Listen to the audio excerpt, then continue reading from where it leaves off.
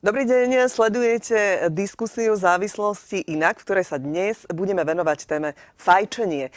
No a tento veľmi užitočný projekt organizuje sieť regionálnych novín My v spolupráci s Ligou za duševné zdravie.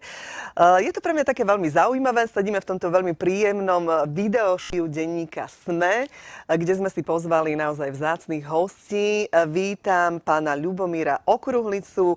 Dobrý deň, je to psychiatr, riaditeľ Centra pre liečbu drogových závislostí a hlavný odborník Ministerstva zdravotníctva pre závislosti, lekára pre dospelých Mariana Šota. Mariana, aj vám želám. Mladší, ktorý je, pozor, bývalý fajčer, ale takých je tu viac, ako som sa teda dopočula, vrátane mňa. A som veľmi rada, že sa budeme spájať aj do Českej republiky. Vítam pána Jindřicha Bobožila. Dala, že začneme trošku tak odľahčenie, ale odľahčenie vážne. Aj takto, nie, ale na vyšetrovniach a bralo sa to, vravím, ako také zlepšenie komunikácie. No a vtedy väčšina kolegov... Dokáže. Marian, vy ste dokonca z rodiny, kde boli fajčiari a vy ste nefajčiar. Ja si myslím, že to, čo povedal... Miestnosť, to si zase to ani nebolo, nevieme akože u nás sa predstaviť. tak ako relatívne vetralo to. V súčasnej dobe vnímam, že tie priestory sú o mnoho zadimenejšie. Alebo sme prestala fajčiť zo dňa na deň, povedala, že už to prestane a skončila.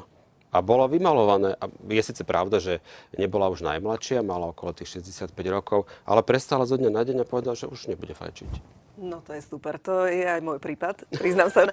Bobožil, mňa teda prekvapil váš príbeh, priznám sa, v tejto súvislosti tiež je pomerne bizarný. To je dôležité, preto som začala vlastne aj touto otázkou, že mnohí si naozaj myslia, že to nedokážu, ale keď to také kapacity slostiam, tak každý to môže skúsiť. Nikolás, vy ste zástupca mladšej generácie, aj vy ste s tým začínali, aby ste si išli možno s partiou zapaliť cigaretku, aby ste neboli mimo partie, mimo vlastne tých sociálnych väzieb. Tak, prvotne to asi už to bola stredná alebo neskôr vysoká škola. Fakty hovoria, že na Slovensku dnes fajčí 26% dospelej populácie. Teda začínajú menšie deti fajčiť. Pán Okruhlica, toto číslo je podľa vás zlé, vysoké? Alebo viditeľné, že aj tie obrázky, tie škaredé, aby vylákali potenciálnych fajčiarov, že to funguje? No, určite to funguje z jedného dôvodu. No, je všeobecne známe, že fajčenie spôsobuje naozaj vážne choroby a diagnózy, najmä rakovina plúc. Záväzky, alebo možno v lete, ale tá skôr má takú inklináciu k tomu, že prestať fajčiť, alebo aspoň možno deklarujú tú snahu, že prestať fajčiť, ale potom taká tá vyššia veková skupina, o ktorej ste hovorili, že už majú tie aj onkologické ochorenia, tak tam je to niekedy také už ako, možno, že to poviem zle, ale že už niekedy až zbytočné. Pretože on keď už má rakovinu plúc...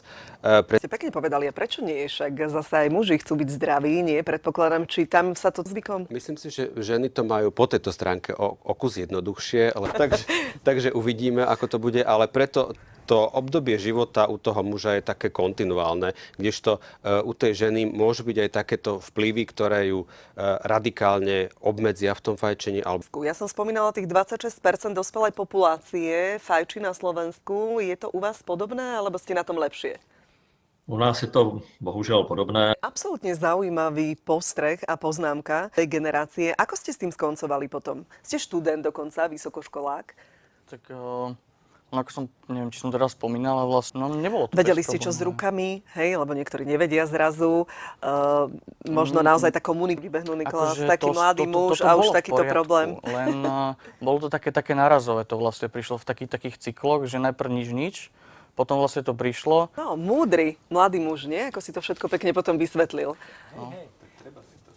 Ja by som doplnil presne, čo povedal pán doktor Šot, že to je veľmi dobrý príklad, tie gravidné ženy. Fajčili? Že nedožijem... Deklarovali iba 20. Pôvodne, áno, ale potom to stúpal. Tak že to nedožijem... ste celý deň v podstate fajčili No to bolo pomaličky. tzv. Chain smoking.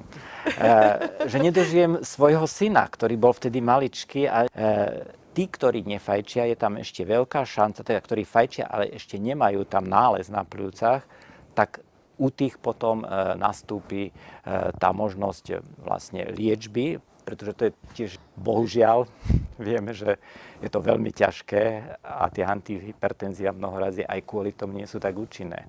Aká je tá liečba fajčiara? A stalo sa vám, že prišiel za vami teda dospelý fajčiar a povedal, chcem skúsiť sa... tej téme, tak ako sme hovorili o tých tehotných ženách a fajčenia, pretože tam sa ten nikotín ešte viacej uvoľňuje a rozpúšťa v tom alkohole.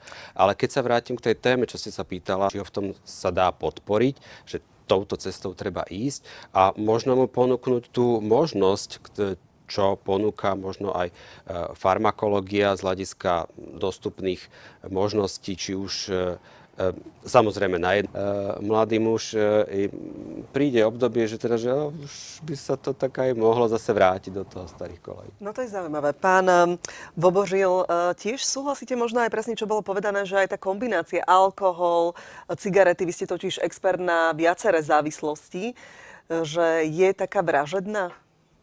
Je to s tými alternatívami? To určite mnohých mladých zaujíma. Či je to menej rizikové ako cigarety a fajčenie? No, začal pán Vobořil s tým, Že doma. no, Asi iba tak, že ja neviem, že smrdí dieťa, Ako kedy. alebo tak, ale niečo také, že taká Áno. pomôcka No. pre rodičov. hej, aj Áno. to. Áno, môžete sa zapojiť. Pardon, já nechci přerušovat pana doktora. No len toľko a potom je tá otázka toho pokračovania, akou formou. Na to existujú štandardy, tie guideliny, ktoré teda sú svetové v rôznych krajinách, nie sú jednotné, ale sú veľmi blízke. To je kombinácia náhrad nikotínových, pokiaľ teda ten človek sám nedokáže prejsť cez tie abstinenčné príznaky. No ako sú tie alternatívne možnosti pre vás, Nikolás? Tak z vlastného pohľadu, ale mysleli sme, že či to naozaj je prospešné, alebo to teda nie je prospešné. Či napríklad to zahlenenie, kašel, napríklad čokoľvek s výkonnosťou fyzickou a podobne, či to teda nejako súvisí s tými cigaretami, alebo nie. Avšak ten efekt sa dostavil, čiže myslím si, že určitú To išla taká informácia, ale odpoveď je nie. Tuto hovoria, batérie slúžia na nahrievanie tekutiny obsiahnutej v náplni a tak ďalej. Čiže chcete vy zareagovať? Alebo ste sa nadýchli? Nie? Nech sa páči. Áno, dám vám hneď slovo, samozrejme. Tak ako určite sú to mýty. Ja by som sa ešte trošku vrátil k tým deťom, lebo sme hovorili, to také módne slovo, čo to všetko ako škodí. Podstatné pre nás je vždycky všetko škodí, keď budeme hovoriť o tom, ale chceme toho človeka nejakým spôsobom presunúť do tej zdravšej etapy života, tak ako rozmýšľal. Ak budeme rozmýšľať o tom, že všetko má nejaké nevýhody, tak mu nepomôžeme vôbec. Pán Vobořil?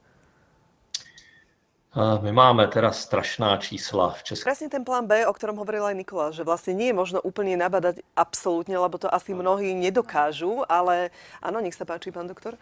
Ja by som doplňal tú moju myšlienku, čo sme sa bavili o tých mladých.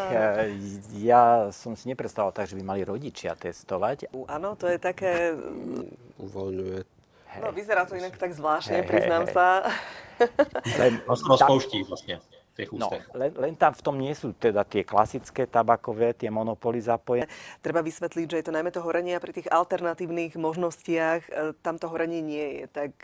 Kázal na pána Vobořila a keď hovorili sme o tom Švédsku, myslím si, že Je zaujímavé, že ste spomenuli, lebo podľa tých čísel, ktoré mám, až 600 000 ľudí ročne vo svete, v svetovom Nikolás, chceli ste zareagovať? akože určite len zase prakticky je veľmi... Kam letíte niekde do Ameriky a tam si polovica Teraz by vám cestujúcich zhorela fajčí, no rúško, asi by sme to nevydržali vo vlaku. Naozaj tým, že som nefajčiar možno viac, som myslím si, že po tejto stránke ako pre mladého človeka museli pracovať. No to Takže u nás aj sestry mali s tým no tak presne to je. naopak, nie Nikolás? Je to tak, no. A práve, že by som akože nejako nadpojil. No to je už možno zase na ďalšiu diskusiu. Boli ste vynikajúci. Naozaj musím povedať, že taká téma, ako sa dá o nej hovoriť, že nie iba mentorovať, ale ukázať aj vlastné príbehy zo svojho života, možno naviesť a ľudí, ktorí sú niekde naraz cestí. Ďakujeme aj nášmu hostovi. Všetko dobré, pán Vobořil. Sme sa tak spolu smiali, že či to poviem dobre, Jindřich Vobořil. Vám samozrejme veľmi pekne ďakujem, že sme spolu mohli na túto tému diskutovať a verím, že sa nevidíme posledný krát. Pekný deň. Děkuji za Majte sa pozvání. krásne. Dovidenia. Pozdravujeme z Prahy.